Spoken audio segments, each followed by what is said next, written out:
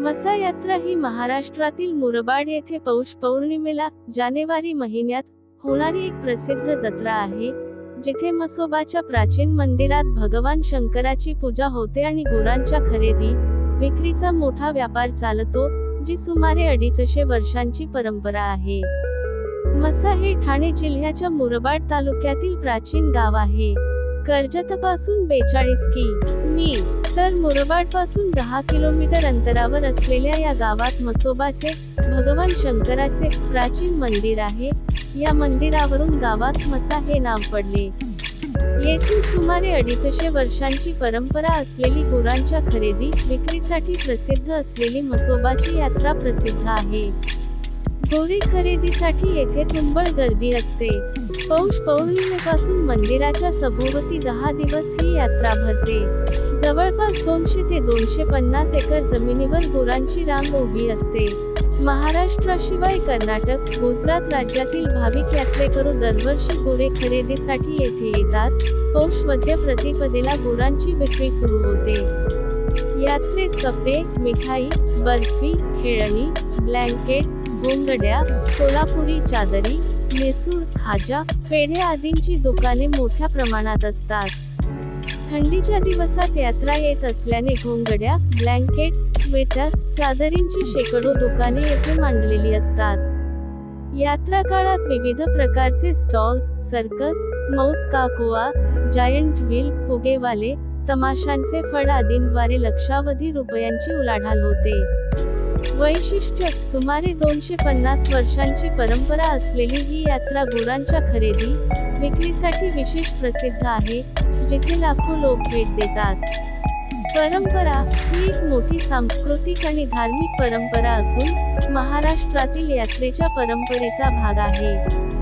मसा यात्रा ही महाराष्ट्रातील मुरबाड येथे पौष पौर्णिमेला जानेवारी महिन्यात होणारी एक प्रसिद्ध जत्रा आहे, जिथे म्हसोबाच्या प्राचीन मंदिरात भगवान शंकराची पूजा होते आणि गुरांच्या खरेदी विक्रीचा मोठा व्यापार चालतो, जी सुमारे 250 वर्षांची परंपरा आहे. मित्रांनो, आपल्या महाराष्ट्र भूमीवर अनेक ठिकाणी या छोट्या मोठ्या जत्रा भरल्या जातात. या लेखात आपण आपल्या महाराष्ट्रातील मुरबाड शहरातील मसा या गावातील मसा यात्रेची माहिती या लेखात आपण पाहणार आहोत. चला तर मग सुरू करूया. मित्रांनो, मसा हे ठाणे जिल्ह्यातील मुरबाड तालुक्यातील नोणेघाट मार्गातील एक प्राचीन गाव आहे. या ठिकाणी शंकराचे एक प्राचीन मंदिर स्थित आहे. या मंदिरातील शंकराच्या मूर्तीला म्हसोबा असे आपल्या महाराष्ट्रातील शिव भक्त मानतात. या म्हसोबा नावावरूनच या गावाचे मसा हे नाव ठेवण्यात आलेले आहे. सर्वात महत्त्वाचे म्हणजे हे मंदिर प्राचीन काळी बांधण्यात आलेलं आहे. मित्रांनो, या ठिकाणी दरवर्षी आपल्या म्हसोबाची जत्रा ही भरवण्यात येत असते. ही जत्रा आपल्या महाराष्ट्रातील सर्वात मोठ्या यात्रांपैकी एक आहे. हे म्हसोबाचे देवस्थान एक जागृत देवस्थान आहे, असे येथील स्थानिक भाविकांचे मत आहे. या ठिकाणी लोक अनेक नवस घेऊन येत असतात.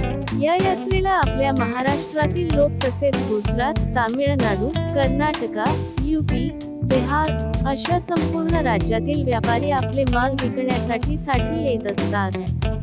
दरवर्षी पौष पौर्णिमेला या यात्रेला सुरुवात ही होत असते. त्यानंतर सुमारे 15 दिवस ही यात्रा या गावात साजरी केली जाते. येथील स्थानिक लोकांसाठी ही यात्रा एक प्रकारे दीपावलीच्या सणा सन्मान आहे. हे यात्रेचे 15 दिवस येथील लोक तसेच या ठिकाणी येणारे भाविक अगदी आनंदाने या यात्रेची मजा घेताना आपल्याला दिसतील. मित्रांनो, आता जरा एक नजर या मसा गावावर त्याच्या मसा यात्रेवर टाकूया. मित्रांनो, तेथील स्थानिक पूर्वज सांगतात की मसा ही यात्रा सुमारे 250 वर्षापासून या ठिकाणी भरली जात आहे. यापूर्वी देखील या ठिकाणी संपूर्ण भारतातील जनता या यात्रेला हजेरी लावत असत. असेच भारतातील जनताच नव्हे तर देशाबाहेरील प्रदेशातील लोक या ठिकाणी येत असत. या ठिकाणी इंग्रजापासून ते मुघलापर्यंत जनता ही येऊन गेलेली आहे. यापूर्वी ही यात्रा एक व्यापार म्हणून भरत असत. तर ही यात्रा फक्त 15 दिवस नव्हे तर कमीत कमी 1 महिना तर 1.5 महिना भारत असत. या ठिकाणी अनेक व्यापारी हे आपल्या कच्च्या मालाची विक्री तसेच पक्क्या मालाची विक्री करण्यासाठी येत असत.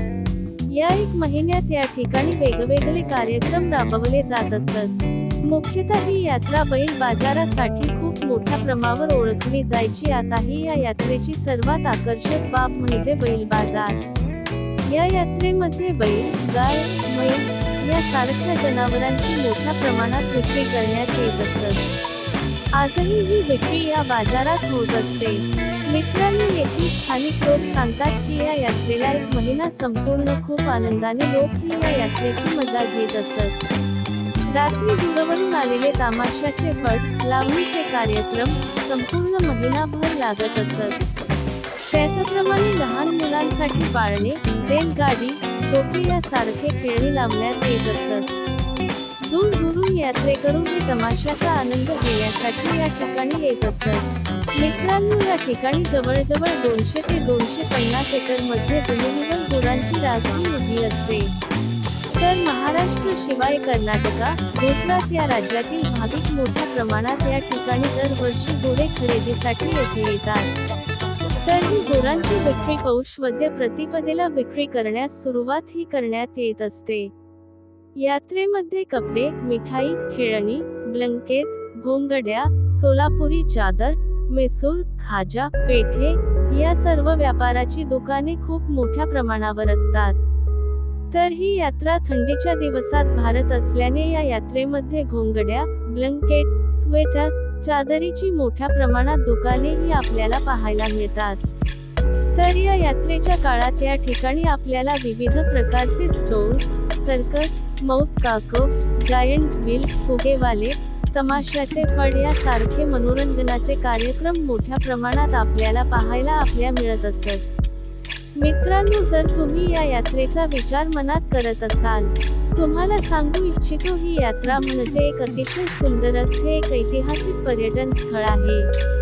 मित्रांनो, या ठिकाणी जाण्यासाठी जर तुम्ही माळशेज घाट मार्गे येत असाल तर सरळगाव वरून मुरबाड वरून तुम्ही 15 किलोमीटर अंतरावर म्हसा हे देवस्थान आहे. तर मुंबईकरांसाठी सरळ CST पासून कल्याण, तर कल्याण पासून मुरबाड व मुरबाड पासून तुम्हाला कालिपिली किंवा बस सेवा उपलब्ध आहेत. मित्रांनो, याशिवाय जर तुम्ही कर्जत वरून येत असाल तर कर्जत पासून अवघ्या 25 किलोमीटर अंतरावर बसेसच्या सहाय्याने तुम्ही म्हसा या ठिकाणी येऊ शकता. मित्रांनो, जर तुम्ही बदलापूर मार्गे म्हसा यात्रेला येण्याचा प्रयत्न करत असाल तर बदलापूर वरून तुम्हाला मुरबाड ही बस पकडावी लागेल. त्यानंतर मुरबाड वरून म्हसा यात्रेसाठी बस सेवा उपलब्ध शासनाने करून दिल्या आहेत. हा लेख तुम्हाला कसा वाटला नक्की सांगा. तसेच जर तुम्हाला